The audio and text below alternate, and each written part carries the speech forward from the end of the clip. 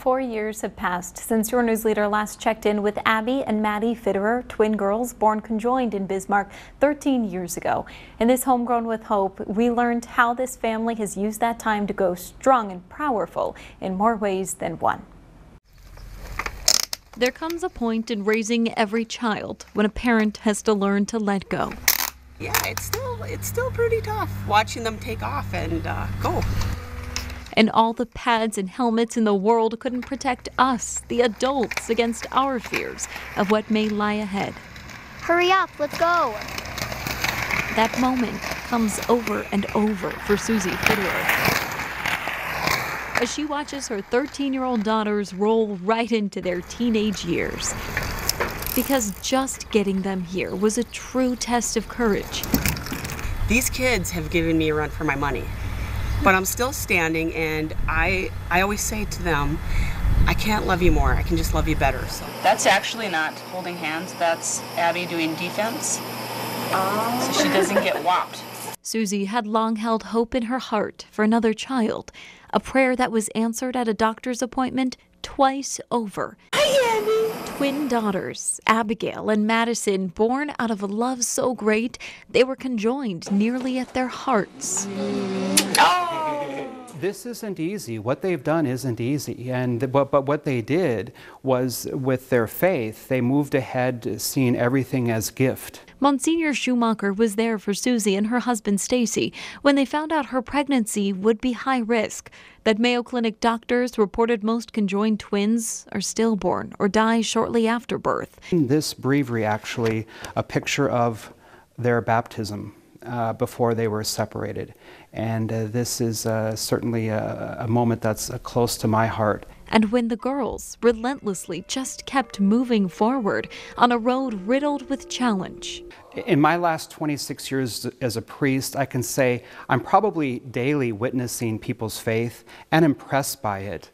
But every now and then you're somewhat stunned by someone's courage and faith together. And Stacy and Suzanne have been exemplary in that from day one.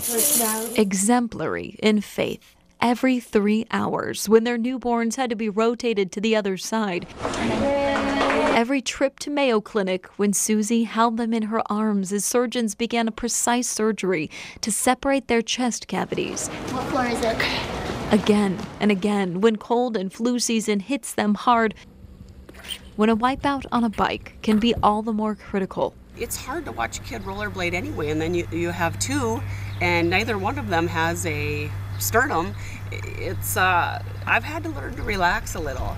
Hurry up, let's go. The faith they've practiced, the one that brought them into the world, will be at work again in 3 or 4 years for the major reconstruction on their chest walls doctors say they'll face in high school. I'm seeing these teenagers instead of little girls that I have to, watch 24/7. The more Susie lets go, the more her daughters become advocates for themselves, arriving at doctor's appointments with their own questions.